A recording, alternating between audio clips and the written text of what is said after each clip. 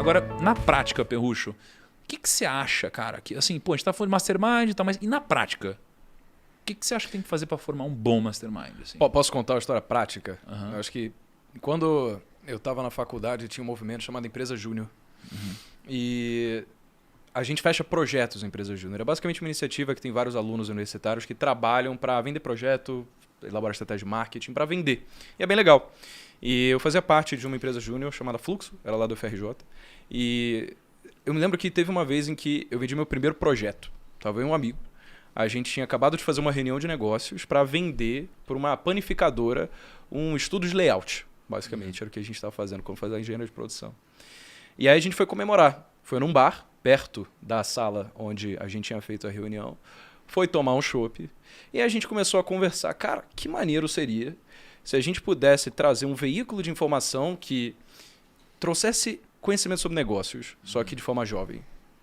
E aí, ali surgiu os primeiros pensamentos do que viria a ser jovens de negócios. Então, quando pensa em jovens de negócios, o sentimento de comunidade, no caso pelo nome sendo plural, jovens, na verdade ele existe hoje, mas começou com 2 pessoas que sentaram juntas em um momento de euforia para basicamente pensar numa iniciativa que até então não existia. Então, esse momento, caso 2 pessoas não tivessem se juntado, criado uma espécie de mente mestra para fazer aquilo acontecer, talvez não fosse permitir que eu tivesse o privilégio de estar conversando com vocês hoje, porque nada disso teria acontecido depois. Então, acho que esse, na minha vida, seria o maior exemplo prático disso. Sim, sim. Então, Bar é lugar de mastermind. Total. Podia ter um bar chamado Master Mind. Bar? Master Bar. Cara, mas é de verdade. Sei lá, eu já montei 2 empresas falidas com amigos por causa de conversas de bar, assim, que a gente faz, isso vai dar muito certo, isso vai ser muito incrível. Esse é o exemplo errado, né? Não, mas não é que, Não é exemplo- acho que não é questão de exemplo errado ou certo, mas era tipo assim, eram 6 jovens com um alinhamento unido pró a uma coisa dar certo, que na época era fazer confecção. E com certeza a gente não tinha o menor conhecimento com isso. Mas a ideia era, tipo, a gente achava que isso ia dar muito certo, isso ia dar muito fruto, ia dar muito dinheiro. A gente não tinha conhecimento, mas eu acho que o racional ali de você conseguir juntar e alinhar a mente para você conseguir fazer algo maior. Esse foi um. Qual foi o outro? O outro era uma produtora Produtora? Produtora. Ah, mas te deu conhecimento, então. Deu Você trabalha com conhecimento. isso hoje. Deu conhecimento pra caramba. Peguei uns 2 negócios grandes e eu só não fui pra frente porque os sócios eram ruins, né? Aí eu desisti e fui trabalhar no mercado tradicional mesmo. Entendi. Mas olha, Thiago, uma coisa interessante, né? Que você coloca não só do Mastermind, como você disse, não dá para falar de todas as leis que ele coloca no livro, mas o Napoleon Hill, ele pegou essas leis da observação de casos de sucesso, né? E isso até traz assim um conceito jurídico que hoje o pessoal que estuda direito com certeza conhece, mas a maior parte das pessoas não. Hoje a gente entende lei como aquilo que está no Congresso e o pessoal escreve. E aí quando um deputado quer, ele vai lá e aprova uma lei criando o Dia Nacional do Pão de Queijo, por exemplo. E aquilo vira lei. Só que isso é a lei positiva, né? Está escrito lá, foi positivada. E tem aquela lei que vem do jusnaturalismo. O pessoal fala que as leis, elas já existem, é que a gente não descobriu ainda. Igual a gravidade. Não é porque você não conhece a lei da gravidade, você vai sair voando por aí. Você pula e é puxado de volta para o solo. Então, lá atrás, esse conceito ele era muito mais forte, ele foi meio que largado e ele voltou a ser forte na época da Segunda Guerra Mundial, depois que a gente ganhou dos nazistas, né? A gente que eu digo o mundo livre. E aí os nazistas, a defesa deles no julgamento era que, olha, eu só segui a lei.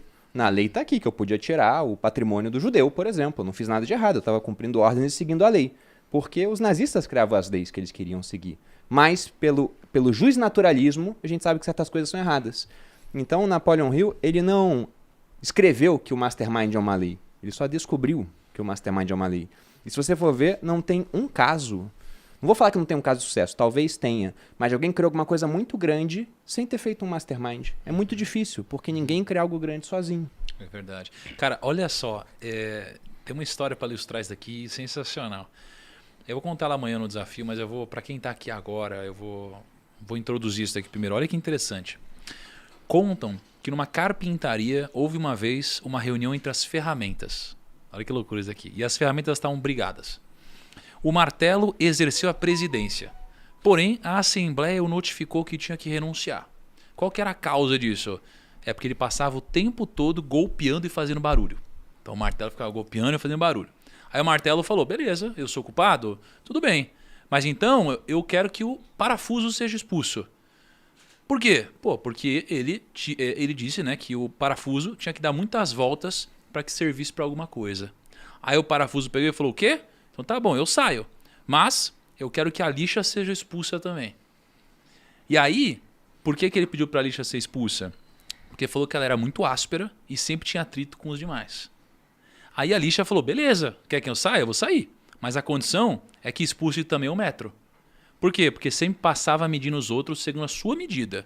Né? Como se fosse o único perfeito. E nesse momento entrou o carpinteiro. Aí quando entrou o carpinteiro botou o avental e começou a trabalhar. E aí ele usou o martelo, a lixa, o metro e o parafuso. E aí ele finalmente, depois de várias horas de trabalho, ele transformou um grande pedaço de madeira numa obra de arte, num lindo móvel. E aí quando a carpintaria ficou novamente só, né, a Assembleia retomou a reunião e foi então quando tomou a palavra o serrote. Aí pegou o serrote e falou, olha só, senhores, obviamente nós temos defeitos, mas o carpinteiro não trabalha com eles, e sim com nossas qualidades. Isso é o que nos torna valiosos.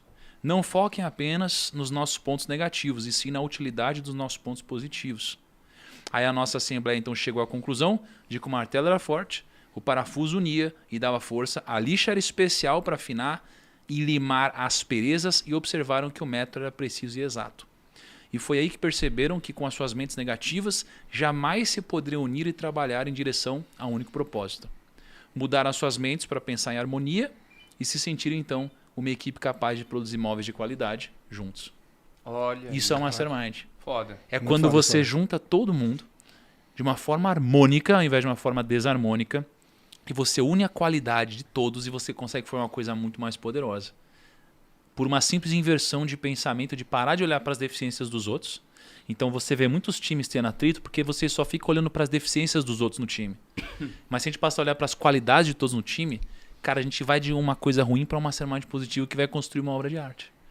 Legal, né? Cara, muito Muito foda bom. essa história. Muito bom, né? Então, É isso aí. Tipo um Toy Story de carpintaria, né? Doideira, né? Eu fiquei imaginando. Mas é! O carpinteiro